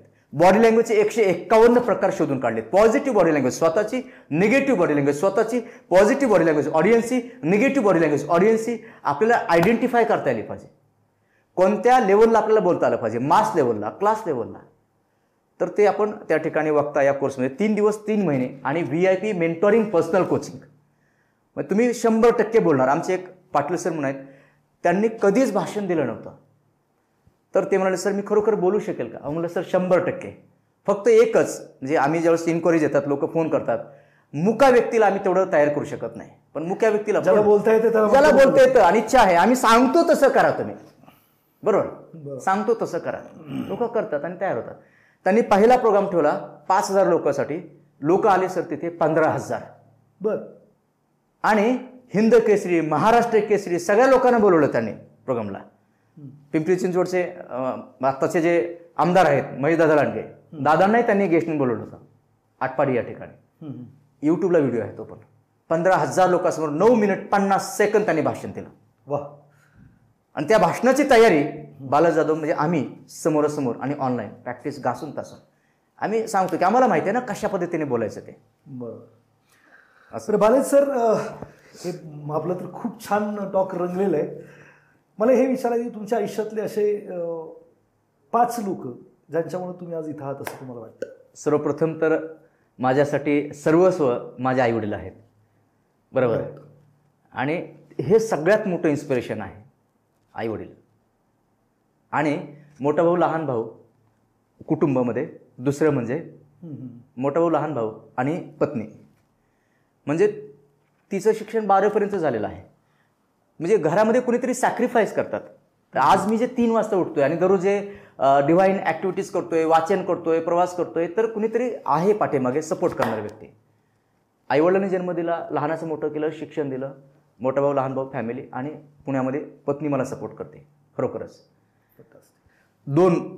तिसरी व्यक्ती म्हणजे पुण्याजवळच आलो मी, आणि त्यावेळेस मला जो सपोर्ट मिळाला, या फील्डमध्ये तू चांगला बोलतोस, बोलू शकतोस, मित्र. त्यामध्ये विजय आरकडे, अशोक कापरे, सूर्यकांत पाटील, नितीन कासार, विकास भोईर, या सगळ्यांनी. आणि आज भरपूर मित्र आहेत. मित्र, चांगले मित्र पाहिजेत. संगती तर गती, बरोबर. 3 झाले. आणि 4थी आणि महत्त्वाचं म्हणजेच काय तर उमेश कणकोलीकर सर. तिथे टर्निंग पॉईंट मिळाला. उमेश कणकोलीकर सरांकडे गेल्यानंतर तिथून मला पुढे मग ट्रेनर असतात असं माहीत नव्हतं मला. मग तिथून पुढे भारतामध्ये जेवढे ट्रेनर्स आहेत ऑनलाईन, आणि आता तर ऑनलाईन झाले, आता ऑनलाईन यांचं म्हणजे टोनी रॉबिन्सपासून ते जिग्जिगरपासून तर स्टीफन कोयपासून ते पुस्तकं, कोर्सेस, तर ट्रेनर ते भरपूर आहेत. पण ट्रेनिंग इंडस्ट्रीमध्ये स्टार्टिंगला सुरुवातीला उमेश कणकुलीकर सर, नंतर मग संतोष नायर, मग असे बाकी डॉक्टर स्नेह देसाई, हे असं भरपूर लोक आहेत, बरोबर ना, सिरीज. तर हे 3-4 सगळ्यांना ऐकलंय किंवा त्यांची पुस्तकं ऐकलंय, बघितलंय. दिवसात किती वाचन करता? आता जास्त होत नाही, 3-4 तास वाचन करतो, बरोबर. पण सकाळी 3 ते 10 वाजेपर्यंत मला वेळ दिला स्वतःला लर्निंगसाठी. 3 ते 9, आता 1 तास वाढवला, बरोबर. ऑफिसमध्ये गेल्यानंतर मीटिंग नसतील तर वाचनच. म्हणजे मी तर थँक्यू म्हणतो ज्यांनी याचा शोध लावला मोबाईलचा आणि यूट्यूब आणि इंस्टाग्राम आणि याचा, बरोबर ना. 100% सगळ्यात जास्त फायदा कोणी करून घेत असते म्हणजे चांगल्या गोष्टीसाठी. म्हणजे कंटिन्यू लर्निंग असतं ऑनलाईन ऑफलाईन. आणि पुस्तकं प्रचंड वाचायचं आहे आणि हे ज्ञान घेऊन लोकांपर्यंत पोचायचे, लोकांसाठी. सफलता मिळवण्यासाठी काय केलं पाहिजे? तुम्ही ऑडियन्सला काय सल्ला द्याल? एका शब्दात सांगेल, आणि तो शब्द म्हणजे सातत्य ठेवणे. एक माघार घेणारा कधीच विजेता होत नाही, आणि एक विजेता कधी माघार घेत नाही. वाह. स्वप्न सगळेच बघतात, सगळ्यांची पूर्ण होत नाहीत. सफलता सगळ्यांनाच हवं आहे, कोणाला विचारा सफलता पाहिजे, बरोबर ना. पण सफलता मिळवण्यासाठी ज्या गोष्टीसाठी आपण जी गोष्ट पकडली किंवा ठरवली आपण, मग ही गोष्ट सुरुवातीला ठरवल्यानंतर लोक काही दिवसांनी, काही महिन्यांनी, काही वर्षांनी गिवअप करतात, माघार घेतात, थांबतात. Never give up attitude. मिळवेपर्यंत करत राहायचं, आणि मिळाल्यानंतर आपण एवढं इन्स्पायर करायचं लोकांना, तर लोकांचे आपण इन्स्पिरेशन झालं पाहिजे. आणि कोणी कौतुक करावं, टाळ्या वाजवावं म्हणून नाही, बरोबर. पण सफलता मिळवण्यासाठी सातत्य हे कोणत्याही बुद्धिमत्तेवर मात करतं. सातत्य, consistency can beat any talent in the world. Continuity of perfect practice on daily basis is the secret of success. सतत सातत्याने. लोक म्हणतात बालासर आम्हाला तुमच्यासारखं बोलायचं आहे, बरोबर. 15 वर्ष घासलेत ना, बरोबर. एवढे रिजेक्शन सहन केलेत. हां, म्हणजे हॉलमध्ये मारामारी चालू आहे, त्या लोकांना आपण, बरोबर ना, की म्हणजे पाठीमागे गोंधळ चालू आहे, तिथे पण आपण त्या लोकांना शांत करू शकतो. केलेलं आहे, म्हणजे अनुभव आहे. पुस्तक वाचल्यामुळे, कोर्सेस केल्यामुळे, लोकांच्या मुलाखती घेतल्यामुळे, आणि सतत सातत्य. रोज म्हणजे व्यायाम करायला सुरुवात केली 1994 सालापासून. घरच सर आणखीन त्यांना भेटलो नाही. सकाळी 4 वाजता यायचे, तळपायला म्हणजे छडी मारायचे आमच्या 36 मुलांना हॉस्टेलमध्ये, आणि सकाळी 1 तास पळवायचे. मी त्याच वेळेस ठरवलं की मी मरेपर्यंत 100 वर्ष, 125 वर्ष जगायचं, मरेपर्यंत व्यायाम करणार मी. आजही 1994 पासून रोज 1 तास फिजिकली स्ट्रॉंग. म्हणून तर सकाळी 3 ते रात्री 10, 11, 12 पर्यंत एनर्जी टिकून राहते. सातत्य आहे. लोक मध्य प्रदेश वाटतो म्हणजे बरोबर, मी कोणाविषयी बोलत नाही, बरोबर, पण जनरली, बरोबर ना. हां, मग मध्य प्रदेश वाटतो, तर हे एकदम वाढत नाही, हळूहळू वाढतो, एकदम कमी होणार नाही, हळूहळू कमी. पण हे जर फिजिकली स्ट्रॉंग असेल तर व्यायामात सातत्य, सफलता आहे ना. आरोग्य म्हणजे सफलता. आज तुम्ही लाखो लोकांना ट्रान्सफॉर्म करतात आर्थिक शिक्षण देऊन आणि त्यांना एका लेवलला घेऊन जात आहात. तर स्टेप बाय स्टेप म्हणजे तुमचे शब्द आहेत, म्हणजे सातत्य इन्व्हेस्टमेंटमध्ये, आर्थिक शिक्षण घेऊन डिसिजन घेऊन सातत्य, बरोबर ना. त्यामध्ये पण हेल्थ, वेल्थ, सक्सेस, जे स्वप्नाची यादी केलेली आहेत. दरवर्षी दिवाळीला किराणाची यादी करतात लोक. दरवर्षी आता लोक हुशार आहेत, समजदार आहेत की डिसेंबरमध्ये यादी करतात की जसं 23 संपला, 23 डिसेंबरमध्ये लोकांनी यादी केली की या वर्षी मी हे करणार, म्हणजे पुस्तक वाचणार, वर्षातून 10 पुस्तकं, 12, 50 जे काय असेल, एवढं उत्पन्न कमवणार, कर्जमुक्त होणार किंवा नवीन काहीतरी गाडी घेणार, जगाचा प्रवास करणार, काही जे असेल ते. पण ठरवतात, सातत्य नाही. म्हणून सातत्य हे सगळ्यात सोडून म्हणजे हेल्थ, वेल्थ, सक्सेस आणि हॅपीनेससाठी, सगळ्या गोष्टीसाठी सातत्य हे ब्रह्मास्त्र आहे. जेवढे यशस्वी लोक झाले पृथ्वी तलावर त्यांनी सातत्य ठेवलं. जेवढे अयशस्वी आहेत किंवा फेल्युअर आहेत किंवा त्या म्हणजे ध्येयापर्यंत, डेस्टिनेशनपर्यंत पोहोचले नाही, तर त्यांनी सातत्य ठेवलं नाही. आणि सातत्य पण योग्य दिशेने. म्हणजे मला जायचंय दिल्लीला आणि गाडी चालली बीडला, आपल्या पुस्तकातच वाक्य आहे, बरोबर ना. तर कधीच दिल्लीला पोहोचणार नाही. म्हणजे काय म्हणतो आपण त्याला, जायचं आहे दिल्लीला, गाडी चालली बीडला, दिल्लीला पोहोचणार नाही, पोहोचणार बीडला गेल्यानंतर कळतं अरे हे बीड आले, दिल्लीला जायचे, पण वेळ गेला ना आयुष्यातला. बरोबर. म्हणून सातत्य बस बोलण्यासारखं म्हणजे मुद्दे भरपूर आहेत यशस्वी होण्यासाठी, आम्ही तेच शिकवतो. बरोबर. TLT नावाचा जो प्रोग्राम आहे, टोटल लाईफ ट्रान्सफॉर्मेशन, नखशिखांत वर्तनात परिवर्तन, म्हणजे तळपायापासून डोक्याच्या केसापर्यंत, केसापासून ते तळपायापर्यंत, नखापर्यंत, आउटर व्ह्यू आणि इंटर व्ह्यू, क्या छपा है और क्या छिपा है, काय लपलंय आणि काय छापलंय, हे बाह्य व्यक्तिमत्व इट मॅटर्स ओनली 5%. गुण यशस्वी होण्यासाठी, जर तुम्ही सफलतेसाठी गुण, आणि गुण असेल तर तयार होतो गुणधर्म. बरोबर. जसं भगवद्गीतेमध्ये एक सुंदर वाक्य आहे 525 पानावरती 16व्या अध्यायामध्ये भगवान श्रीकृष्ण अर्जुनाला सांगतात, हे अर्जुना, हे कौंतेया, हे भारता, जीवनात जे पाहिजे, जे सफलता पाहिजे, जे यश पाहिजे ते मिळवण्यासाठी हा श्लोक, हा गुण म्हणजे गुण विकसित कर. म्हणजे कोणते गुण? अभयम सत्व संशुद्धी ज्ञान योग व्यवस्थिती दानम दमच यज्ञच स्वाध्यायस्तप आर्जवम अहिंसा सत्यम कृती त्याग शांतिर पैशुनम दया भूतेश्व लोलुत्तम मार्दविहीर चापलम तेज क्षमा धूर्ती शौच मुद्रुनातिमानिता भवंती संपद देवी मविजातस्य भारता. हे भारता, हे कौंतेया, हे अर्जुना, तुझ्यामध्ये हे सद्गुण आहेत, तुझ्यामध्ये सद्गुण आहेत, तुझ्यामध्ये ईश्वरीय गुण आहेत, तुझ्यामध्ये संतांचे, भगवंतांचे, महान व्यक्तींचे हे गुण आहेत. या गुणांचा विकास कर आणि सर्वांगीण विकास करून जीवनाचा उद्धार आणि उत्कर्ष कर. म्हणजे हे गुण विकसित झाले पाहिजे. असे 26 गुण, असे मग गुण, मग नंतर सवयी तयार केले पाहिजे सातत्य म्हणजे यशस्वी होण्यासाठी. फंटास्टिक. तुमच्या आयुष्यातले असे 2 निर्णय ज्याच्यामुळे तुम्हाला वाटतं की ते फारच प्रभावी राहिले, त्यामुळे तुम्ही इथं आलात, असे 2 निर्णय? पहिला होता इकडे जायचं होतं, पण इकडे गेलात म्हणून इथं आलात. फर्स्ट डिसिजन, आणि ते म्हणजेच काय, पुण्यात आल्यानंतर जी नोकरी सोडली, तो गुड. नोकरी सोडली. नोकरी करणं वाईट नाही, पण नोकरीत अडकून राहणे, बरोबर, कम्फर्ट झोन. तर तो जो डिसिजन आहे तो टर्निंग पॉईंट ठरला. कदाचित तुम्हाला DEDला शिक्षकाची नोकरी नाही मिळाली हे वाईट त्यावेळी होतं, पण आजच्या तारखेला ते चांगलं झालं असं वाटतं. हो. म्हणजे जर मी आमच्याच गावात राहिलो असतो, मी माझे क्लासेस सुरू केले होते, माझ्या मित्रांनी करोडोची संपत्ती उभी केली गावाकडे. मधल्या दरम्यान ज्यावेळेस कोरोनाचा काळ होता, आर्थिक परिस्थिती एकदम डबघाईला गेली होती, कारण फिजिकल लेवलला आम्ही कामं करत होतो, भाषणावर ट्रेनिंग वगैरे ते सगळं थांबलं होतं, मग एकदम मायनस टू मायनस आम्ही गेलो होतो. तर त्यावेळेस मग लोक सांगायचे क्लासेस केले असते, नोकरी केली असती तर दर महिन्याला जो काही पगार आहे तो मिळाला असता. पण वाक्य ऐकलं तर पगारमधून प काढा शिल्लक राहतो गार. बरोबर ना. आणि बिझनेसमध्ये यश आहे, सक्सेसमध्ये यश आहे. त्यामुळे ते टर्निंग पॉईंट म्हणजे नोकरी सोडली आणि हेच करायचं. आपला जन्मच याच्यासाठी झाला आहे, मग हे करतोय. त्यामुळे आनंदाचे डोही आनंद तरंग, आनंदाची अंग आनंद. काय संदेश द्याल व्ह्यूअरला, काही संदेश द्यायचं? संदेशमध्ये स काढा शिल्लक राहतो देश, देशासाठी काम करा, राष्ट्र प्रथम, बरोबर. तरुणमधला त काढा, खाली शिल्लक राहतो ऋण, म्हणजे समाजाचं ऋण आहे, देशाचं ऋण आहे, आईवडिलांचं ऋण आहे, मानव देह मिळाला आहे, ही किती मोठी गोष्ट आहे. म्हणजे महाभारतामध्ये युधिष्ठिरला प्रश्न विचारला, यक्ष प्रश्न, पृथ्वी तलावरील आश्चर्य काय? माणसाविषयी. त्यांनी सुंदर उत्तर दिलं, माणूस जगताना असा जगतो मी कधीच मरणार नाही, आणि असा मरतो की कधीच जगलो नाही.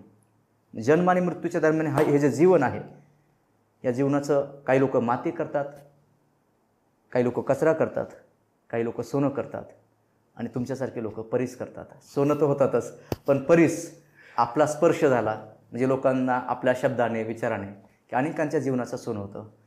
एवढं सांगेल की जे जे जीवनात हवं आहे ते मिळतं. लगेच मिळेल असं नाही, बरोबर. टप्प्याटप्प्याने का होईना 100% मिळू शकतं. 100% करत राहा, सातत्य ठेवा, स्वतःवर काम करा. कुणी कोणावर काम करत नाही, कुणी कोणाला घडवू शकत नाही, कुणी कोणाला बिघडवू शकत नाही. सगळं आपल्यातच आहे, बरोबर. आणि म्हणूनच भगवद्गीतेमध्ये पण वाक्य आहे की जीवनाचा उद्धार आणि उत्कर्ष करण्यासाठी, सर्वांगीण विकास करण्यासाठी माणसाचा जन्म झाला आहे. आपल्यावर जबाबदारी आहे.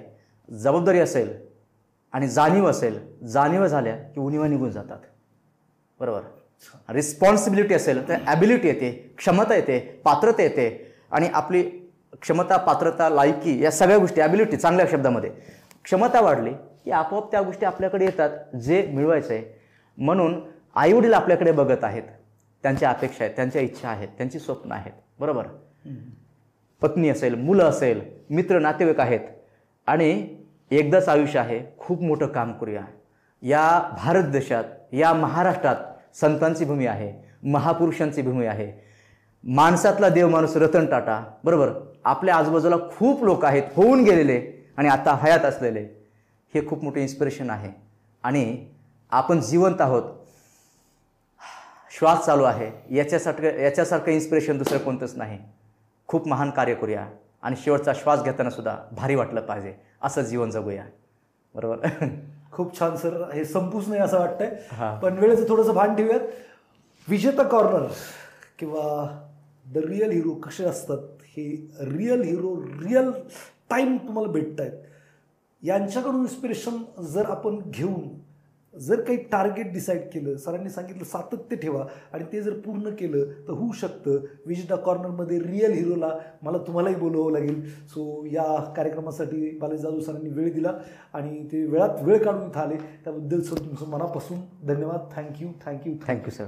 थँक्यू, धन्यवाद. सरांनी संधी दिली त्याबद्दल धन्यवाद. Thank you so much.